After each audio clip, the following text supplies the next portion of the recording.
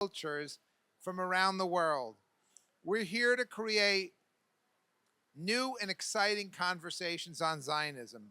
The World Zionist Village will feature the widest variety of educational and cultural programs, short to long term experiences, building on the core principles of the village: education, heritage, innovation, and unity. Please visit worldzionistvillage.org to learn more about this world changing initiative by Jewish National Fund USA. Here at the Village Pavilion today, we're hosting a series of village talks and conversations featuring Zionist leaders, education, innovation, global affairs, and social media, and more. People who bring true impact and change to our community. I'd like to welcome today a group from the World Jewish Congress, the JD program, young professionals, as well as participants from the south of Israel.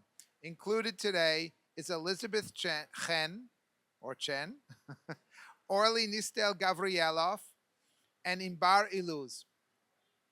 I want to now welcome our moderator for this program, Daniel Radomski. He's head of the World Jewish Congress Strategy and Programs and executive director of the World Jewish Congress Jewish Diplomatic Corps.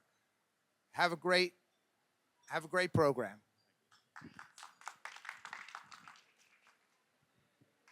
Thank you very much. So as you saw, I'm Daniel. I work for the World Jewish Congress.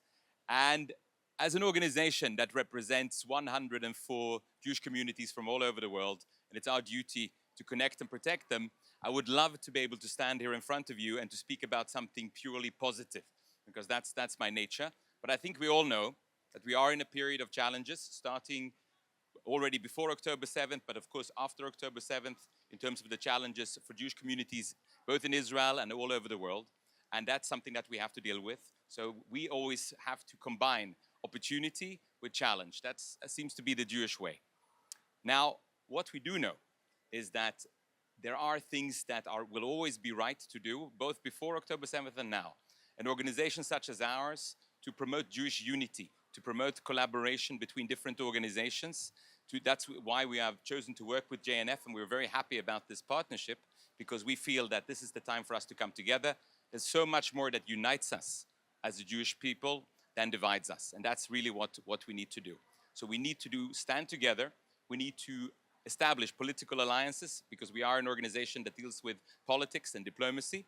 We need to find those alliance partners, and this is what ties into what we're doing right here today, we need to invest in what we used to call future leadership, but then we realized that these people are amazing and you'll be interacting with many of them. This is really the leaders of today, but for tomorrow. Now, how do we do this? One of the things that we are very proud of is what we call the leadership bridge for the future.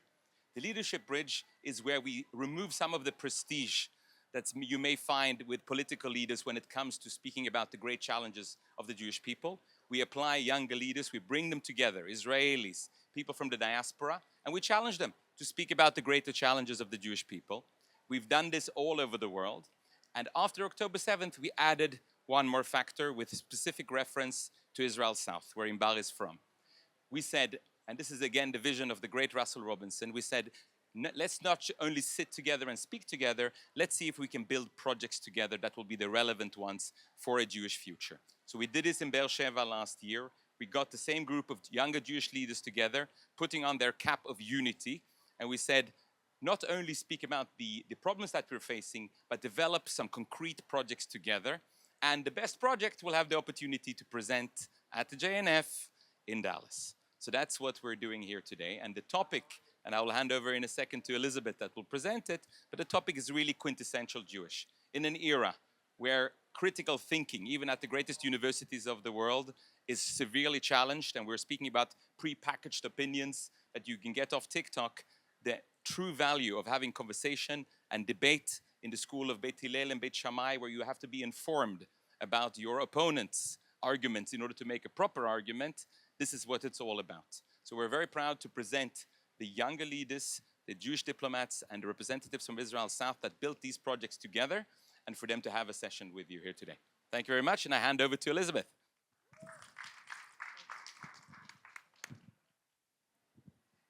Thank you. Thank you to Daniel, to Ira, to the WJC, and to the JNF. I'm very excited to share our work with you here today. My name is Elizabeth Hen. I'm a member of the JD Corps, the Jewish Diplomatic Corps, and together with my esteemed colleagues from Israel, Orly, and Inbal, as Daniel mentioned, we developed an international interactive program for young Jewish leadership known as the Zionist Village Square. Every village needs a square, right? We had the rostrum in Rome, from which Cicero spoke. We had Socrates in Athens. But what's lesser known and perhaps a greater contribution to our world, and no less the Abrahamic faiths, is the house of Rabbi Hanassi in Sipori, where, as we all know, the Mishnah was debated and finished. And then, of course, the Talmud was debated over thousands of years, which is why we have this beautiful, rich tradition passed down to us to this very day. Robust debate for the sake of intellectual progress is at the core of Judaism. Israel, or one who wrestles with God, is emblematic of our stride towards clarity, justice, and truth. And this is not just a theological principle. This is a practice that is woven deeply into Jewish identity, grappling with complex ethical issues and the realities of our day, whether they be beautiful or horrifying, is baked into our DNA.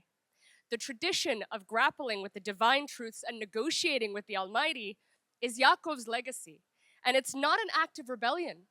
It's an expression of closeness, a pursuit of knowing the divine in a closer way. And this legacy extends to the way that we interact with one another. The Mishnah teaches Malochet Leshem Shemaim, or argument for the sake of heaven, which requires respectful dialogue that empowers us to advance initiatives and solutions to the pressing problems of the day. And this brings us to the Zionist Village Square initiative. Today, many younger Jews, particularly in the diaspora, feel a diminished connection to Zionism and to the lived experiences of our ancestors in Israel. They are increasingly separated from the values and history, and they are increasingly marginalized by their peers on college campuses, in high schools, and unfortunately, even primary schools nowadays. And so this and increasing political polarization as well as social media algorithms has driven a wedge between our people at a time when unity is more crucial than ever. The Zionist Village Square will bridge these gaps by creating a community forum for dialogue, modeled after the concept of argumentation for the sake of heaven, where Jews across the world will come together to debate the pressing issues of today. The structure is designed to be exciting and engaging and deepen our connection to Judaism, to Zionism, to Israel, and most importantly, to one another. Jews in the diaspora will form teams in local communities and work with JDs. To guide these conversations, we pull on essential principles. 1, unity in diversity.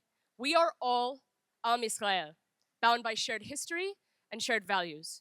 2, respectful and honest communication, which means empathetic listening, avoiding interruptions, reflecting before responding, and acknowledging that even if we disagree, every perspective adds depth to our collective understanding. 3, the value of dialogue. In embracing this argumentation for the sake of heaven, we respect the differences and our diversity of opinion. After all, Theodore Herzl once said, Jewish strength lies in unity, not uniformity. And number 4, constructive outcomes. Each conversation will close with actionable steps to advance initiatives to solve the problems that face us today. And while I could bore you all here today with the structure of the debate, I think letting our work speak for itself is far more exciting and more fun. So I am very excited to introduce 4 of our incredibly talented, incredibly sharp next-gen fellows here. Annie, Saul, Pierre, and Bella. Please come up. They will demonstrate the Zionist Village Square. Does anybody need a mic? I think this is on. The time will start when you start. Should we say the question? Do you want to say the Do you want to say the question? question? Okay, so the question which we're having a constructive debate about is, should diaspora Jews have the right to vote in Israeli elections given their investment in Israel's future? Ready? Israel is not just a country, it is the historic and spiritual homeland of the Jewish people, a sanctuary established to ensure the survival and flourishing of Jews worldwide. This foundational purpose is enshrined in the right of return, which guarantees that every Jew, regardless of where they reside, has the right to immigrate to Israel and claim citizenship. This law symbolizes the deep connection between Israel and the global Jewish diaspora, affirming that Jews everywhere are integral to the nation's identity. Diaspora Jews share an intrinsic connection to Israel. This bond is not merely symbolic, it is actively lived. Through the Hebrew language, the celebration of Jewish holidays, and the collective memory of the Holocaust, diaspora Jews embody the shared culture and heritage that Israel presents. Israel's existence as a homeland is a unifying force for Jews worldwide, ensuring continuity in the face of millennia of displacement and persecution. Diaspora Jews are not passive bystanders in Israel's story. They are active participants. Through financial aid, philanthropic contributions, and political advocacy, they sustain Israel's economic development and security. Jewish communities worldwide provide billions of dollars annually to Israel, supporting causes ranging from social services to defense initiatives for the IDF. These contributions are not charity, they are investments in a shared future of Israel. This investment creates an implicit contract. Diaspora Jews pour their resources, time, and influence into ensuring Israel thrives as a secure democratic state. In return, they deserve representation in the decisions that shape its trajectory. Just as stakeholders in a company have a say in its governance, those who contribute to Israel's well-being should also have a voice in its policies. Israel's policies do not exist in a vacuum. They reverberate across the global Jewish community. As I'm sure you've all felt in the last year, decisions made in Israel have an impact on how Jews are perceived and treated worldwide. When Israel faces criticism or conflict, Jewish communities abroad often experience heightened anti-Semitism and scrutiny. Religious policies in Israel also hold significant weight. Decisions regarding conversions, recognition of different streams of Judaism, or access to holy sites affect Jews globally, shaping their religious practices and identity. Diaspora Jews are deeply invested in these issues, yet currently they lack a formal voice in these decision-making processes. To conclude, granting diaspora Jews the right to vote in Israeli elections is not just a matter of inclusivity. It is a recognition of their enduring connection, contributions, and stake in Israel's future. Through shared identity and heritage, significant investment, and the global impact of Israeli policies, diaspora Jews have demonstrated their profound ties to Israel. This right would affirm Israel's identity as the homeland for all Jews, fostering unity and strengthening the bonds between the state and the global Jewish community. For these reasons, we strongly affirm the resolution. Thank you.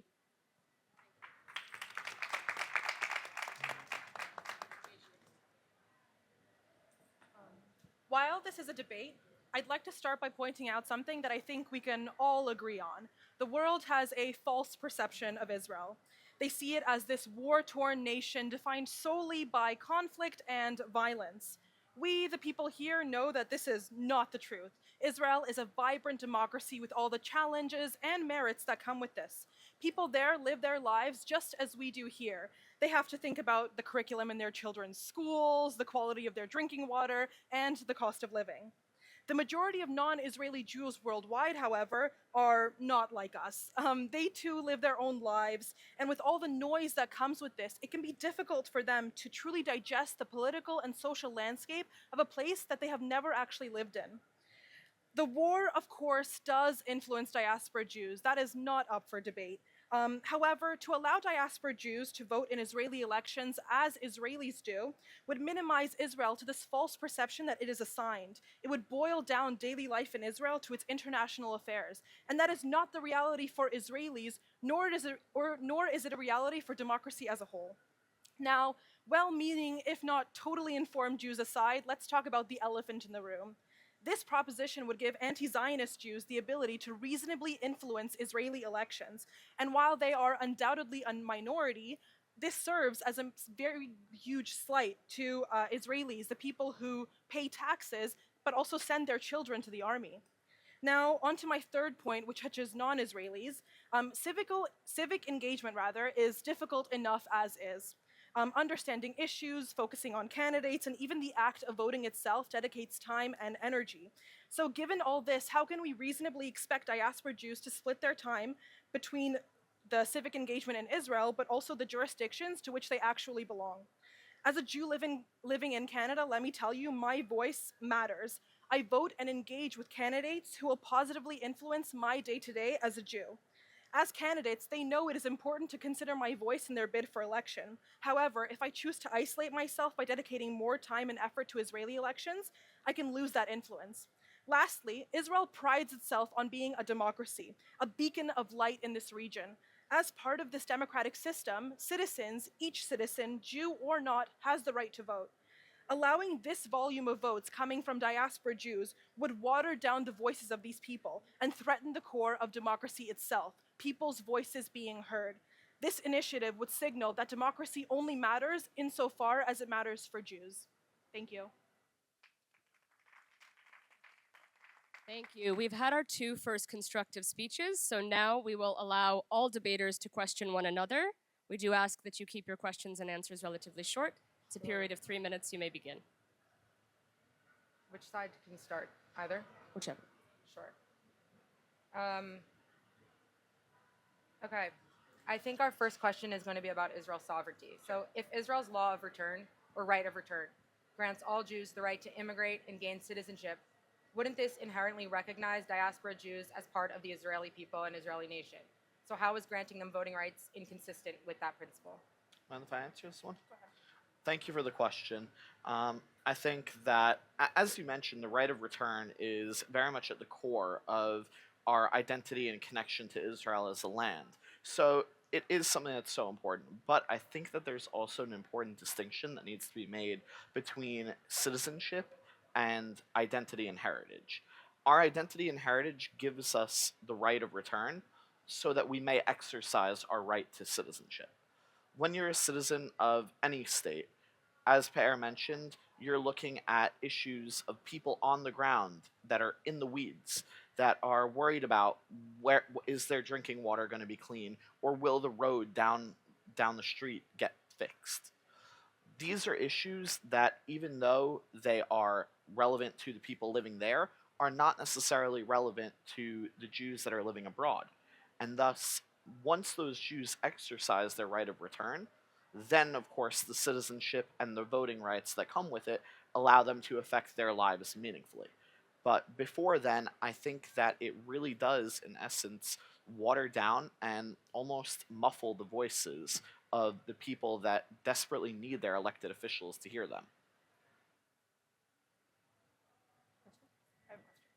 I think you made several excellent points. I do think that there is a discussion to be had about feasibility here. Especially with the point I was giving about civic engagement and how difficult it is in jurisdictions as it is. So I'm just wondering if you have put any thought on how we would actually get diaspora Jews to engage in these elections when they have so much noise going on. And You want to have one? I mean, I think that is this working? I think the fact that we're all here right now, there's thousands of people here who have not only given up their time but also spent money to fly here and be here, proves that, Jews really do care about Israel. And this conference is relatively small, but if we take marches, like the one in Washington, D.C. last year where there were hundreds of thousands of people, or the one in London that I went to last year, which had over 100,000 people, which is like a third of the Jews in the country.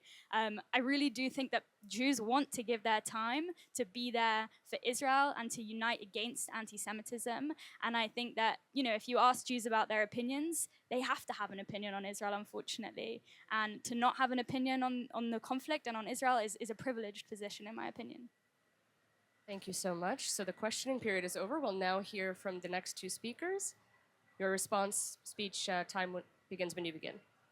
So, Pe'er, you made amazing points before, and it's given me a lot to think about, but I'm just going to touch on two of the arguments you made before. One on civic engagement and the conflict between, diaspora Jews prioritizing our civic engagement and our duty to Israel, and also on the perception of Israel on the international stage. So, firstly, I understand that the concern of diaspora Jews might struggle to devote their time given our civic engagement, but I think that this argument might undermine our capacity and commitment to Israel. Diaspora Jews are already deeply engaged with Israeli issues through our philanthropy, our advocacy, religious practices, and cultural ties. I mean, we're here now at the JNF conference, pausing our very busy everyday lives to take time and discuss how we can invest in Israel's future. Many of us actively follow Israeli politics and dedicate significant time to understanding policies and candidates, and many of us have family members and loved ones who live in Israel and fight on the front lines of their wars. Granting us voting rights would only formalize a relationship that we already prioritize and manage alongside all of our other commitments. There's also already precedence for other countries who allow their citizens abroad to vote without expecting them to sacrifice their engagement in their countries of residence, like in France and Italy, where expatriates can elect their own parliamentary representatives while remaining involved in their own local communities. Next, regarding the perception of Israel, it's definitely true that Israel makes headlines for its engagement within the international community, but we are well aware of this fact, and we know that Israel is not defined solely by its conflicts. We see Israel as a thriving democracy, a center of innovation, and a cultural and religious hub. It's our home, and our vote would reflect this holistic understanding of Israeli life, ensuring that Israel's policies align with the broader values and aspirations of the Jewish people. I also think that the four of us sitting up here today have all experienced the manifestation of Israeli politics on our own university campuses and in our city streets, and we understand the implication of Israeli politics and policy. We've lived with these implications for 13 months, and we're going to continue to live with them as this war drags on. And therefore, we should be able to have a say in how Israel contends with conflict, since it has a real impact on our everyday lives. Also, I think that granting diaspora Jews the right to vote doesn't force us to focus exclusively on international politics, but the same way Israeli citizens are contending with the everyday lives and everyday functioning of Israeli society, so too I think that if we had that chance, we'd be exposed to that and be able to engage with that as well. And you also just quickly made a point about anti-Zionist Jews. I think that the whole practice of the debate we're having now, where we as Jews disagree with each other on a lot of really core and fundamental topics, how Israel runs its country is one of them. We know that there are Jews that contend and disagree with Israel's existence and oppose Israel's existence as a whole. But again, they're a minority. They're a minority voice. I think 95% of Jews are Zionists, 5% of Jews are anti-Zionists. And I think that as Jewish people, we are Am Echad B'Lev Echad, and they should have a vote regardless, the same way Israelis within Israeli society who disagree with how the government is functioning still have a right to vote as well. Thank you so much. We will now ask for the negation to give their response speech. Of course, Annie and Bella, both of you guys, I think that excellent points were made, as this is not a simple issue by any means. A couple of things that I want to unpack further, I think first will pertain to what you were talking about, how Israel's actions affect us all as Jews. I think that viewing our relationship with Israel almost through that binary, they do one thing, we get affected by it, I think that is honestly a little bit of a flaw in that Israel is such an integral part of all of our identities and such an integral part of the Jewish community worldwide that I believe that our actions deeply affect what happens in Israel as well. I think that we look at history, we look at the various waves of Aliyah that occurred, we look at the fall of the Iron Curtain, and we look at even what just happened last week in Amsterdam.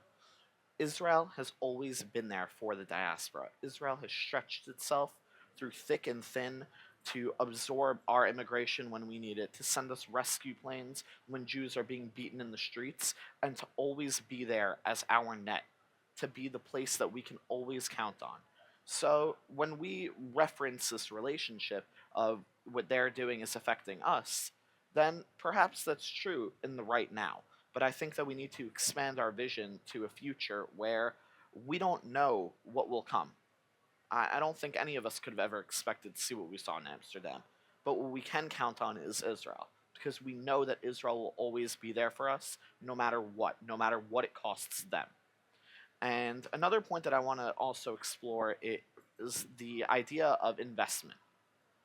When we talk about investment in Israel, most often we're not talking about investment in Likud or Blue and White or any of the other political factions. We're talking about investment in great initiatives like this World Zionist Village. We're talking about investment in the JNF, in the WJC. We're looking at investments at Karen Kayemet, the Israeli wing of JNF, and all of the other various amazing organizations that we have here and abroad. And one of the things that we just need to explore is the fact that we do have a voice. Our voice is integral to this. When we look at the World Jewish Congress's American section, or the World Zionist Congress's delegates, the Jews in the diaspora have always had a voice. Our investments are heard, and initiatives are put into place specifically that benefit us as allies of Israel, as investors in Israel, and as Jews. Thank you so much. We now have time for 5 minutes of audience questions. So I will put a timer on my phone and I will call on you as you raise your hand. We do ask that you bring questions and that you keep your questions brief. Yes. Thinking about like American citizenship and like how Americans vote, obviously you have to like be a full citizen in order to vote in America. Why would you not say to someone that they should have dual citizenship with America and Israel or their other country if they're a diaspora Jew, as opposed to having everyone in the world vote when they don't live in that country? Anyone may answer. I'm so sorry. Can you just explain the question a little bit? Would you mind clarifying the question just a little bit more? So sorry. Yeah, so basically I'm just saying, like, why would you like say that every I think that making Aliyah has practical and financial implications. So it's like, there are certain organizations in the US, like Nefesh B'Nefesh, which helps you make Aliyah, but that's not available to everyone in the world. I also think that, you have to spend a certain amount of time in Israel to make Aliyah, and that's not available to everyone, kind of on a practical and financial level. And so having a vote, or not even just, it doesn't even have to be like a one-for-one vote that we're talking about here, but just some kind of representation whereby diaspora Jews can have a voice in the Israeli policies. Just to piggyback, can I just jump in really quickly? Sure. We're also very, very blessed to have the right of return in the state of Israel as Jews, and the voting right would be an extension of that because it kind of follows, I don't know which microphone's working, but it kind of follows in the same line of thought in a way that if we can at any time claim citizenship in Israel, so too should we not be able to then vote if we can get citizenship at any time. Yes.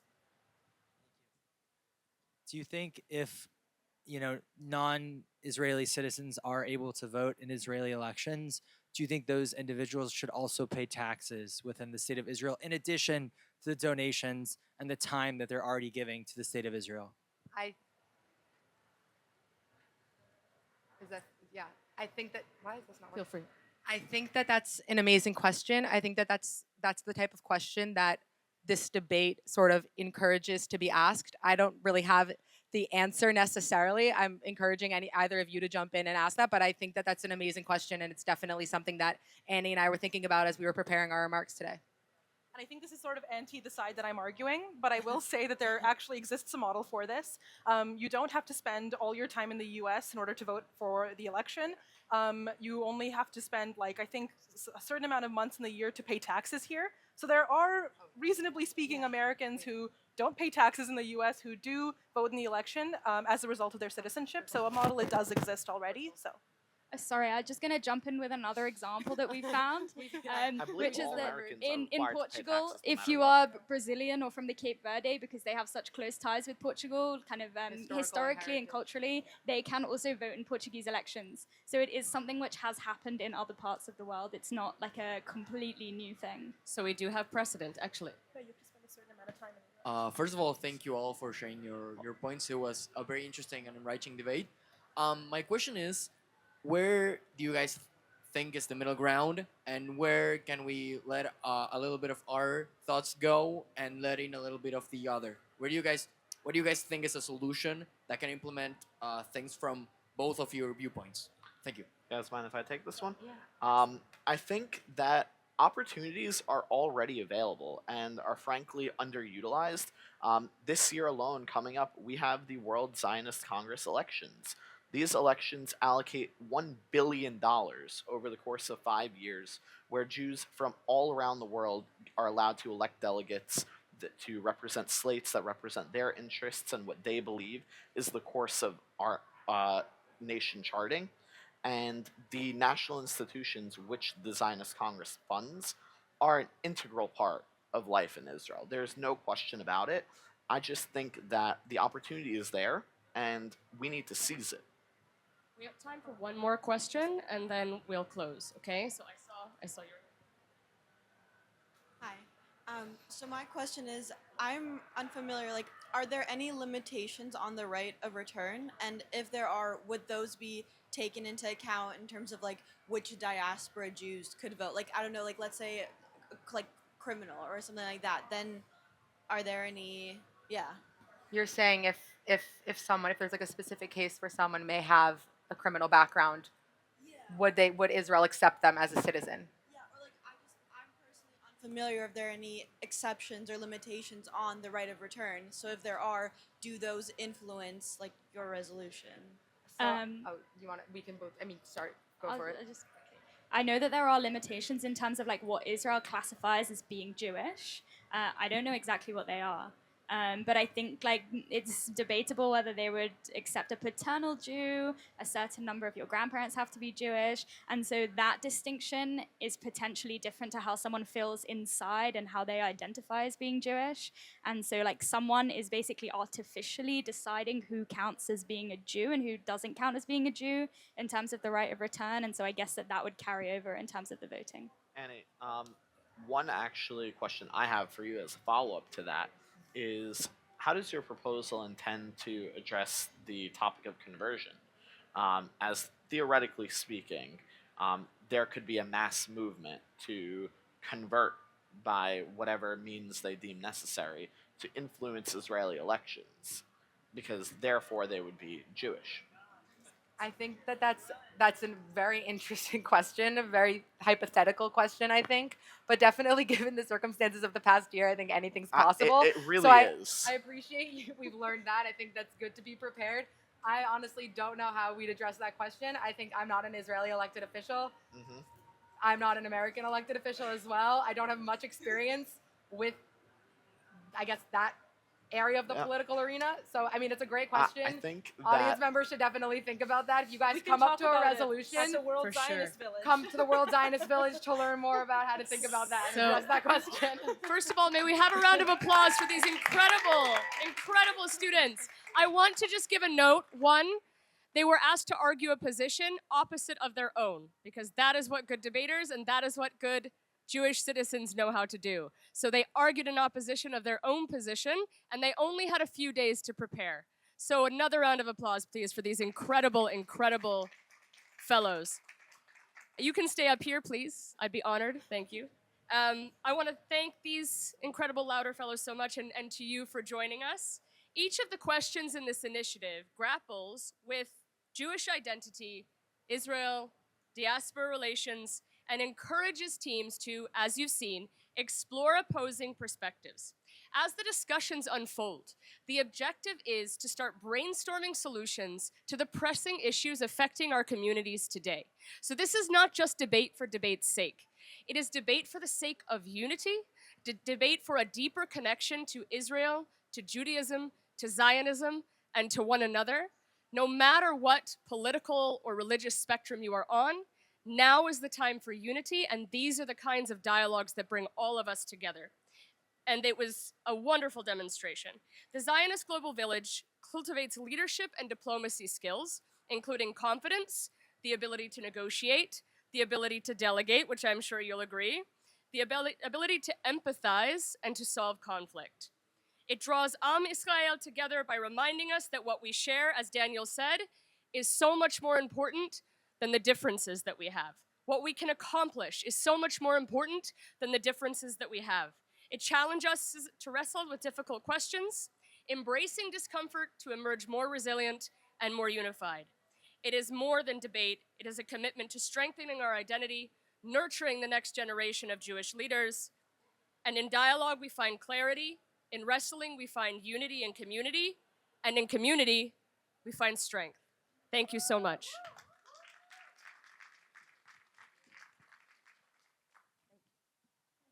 Thank you very much, everybody. This is great. Okay, I just wanted to say that this has been a very interesting and impactful debate.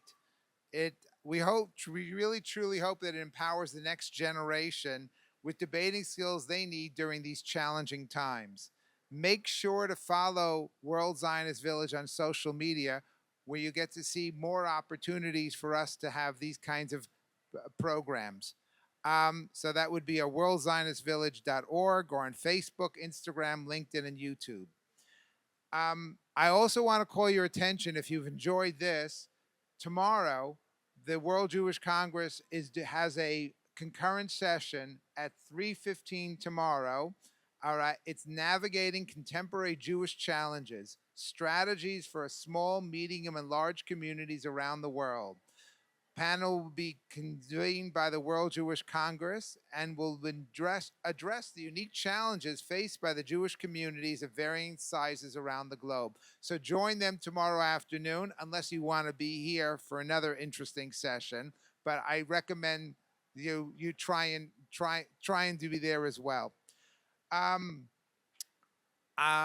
Thank you guys. I appreciate. I just want to say one thing, because now I get to close. I have the final say, kind of thing. And one of the things I was thinking about in your debate is you have both an individual and a collective in there. If you take focus about individually, you have an individual right, and effectively that's when you're a citizen of a country, you have an individual right. Do we in the diaspora, okay, and although I do live in Israel, I'm standing in the diaspora now, but I'm talking about, do we in the diaspora have an individual right, or do we have a collective right? Because the mentioning that you have, the things that we do in the diaspora to support Israel are more collective. It's very hard in a sense. We may do something uniquely, we'll give to a specific thing individually, but it is a collective. So you have to think about that. And the other thing you have to say about the one point you made about conversion, first of all, the law of return it is very much it's ancestral. It's by grandparent and so forth. On the other hand, conversion is a religious. It's a rabbinical. So you have to take into consideration. I highly doubt that, given the state of the chief rabbin in Israel, there will be collective conversion. This is not like on Purim when the Haman was destroyed and many converted to Judaism. But you can Role of religion in the state. Well, then you'll have fireworks here. All right, thank you very much, guys. We're going to go on to the next. Stick around for the next one, because we have. I just want Gilly Elkin.